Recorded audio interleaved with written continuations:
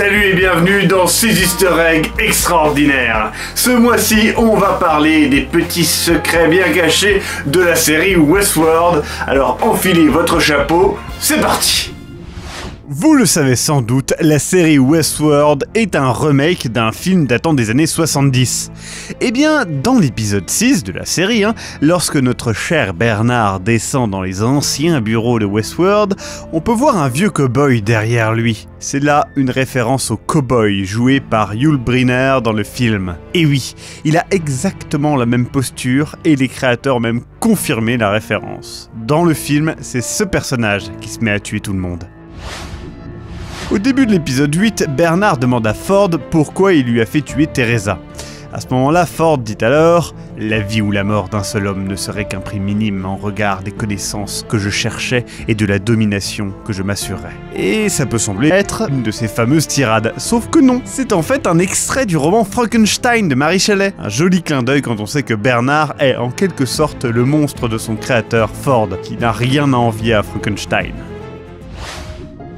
Où est situé le parc de Westworld? C'est une grosse question. Les théories partent du désert américain jusqu'à une autre planète. Et bien sur le site internet de la série, discoverwestworld.com, il y a moyen de trouver pas mal d'easter eggs, notamment dans les conditions légales. Il est ici fait référence indirecte au fait que le parc est sur une île, et donc sur Terre. Décidément, entre Westworld et Jurassic Park, ce sacré Michael Crichton aime bien les parcs sur les îles. Bon, soit dit en passant, cet easter egg a été confirmé entre-temps par l'épisode 1 de la saison 2.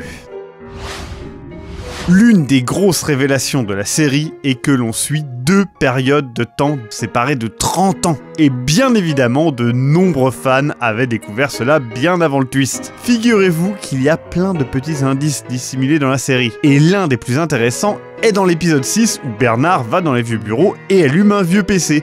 On voit alors le logo de Westworld. Et forcément, il est tout vieux par rapport à celui que l'on voit dans l'épisode quand Maeve se balade dans les bureaux modernes. Sauf que ce vieux logo est exactement le même que l'on voit dans l'épisode 2 quand Logan et William regardent la vidéo d'accueil. Cela met donc en évidence cette grosse période de 30 ans. Le personnage de Dolores n'est pas habillé comme elle l'est par hasard. Et oui, sa robe bleue est clairement un clin d'œil à Alice au pays des merveilles. Forcément, la plongée dans le terrier de lapin d'Alice est assez similaire à la plongée dans le labyrinthe de Dolores. Et il y a carrément Bernard qui lui donne le bouquin à lire dans l'épisode 3. Pour finir, Westworld fait un clin d'œil à BioShock. Et oui, lors de l'épisode 3, lorsque Bernard suit Ford dans les bureaux, on peut voir une tête pâle sur un présentoir. Eh bien, ça serait là, vraisemblablement, un clin d'œil au fameux artiste Sander Cohen, qui vous donne une bien jolie mission dans la ville de Rapture.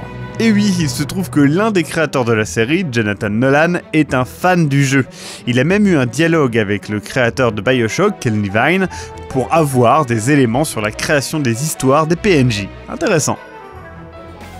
Et voilà, vous avez eu votre dose d'easter egg extraordinaire du mois.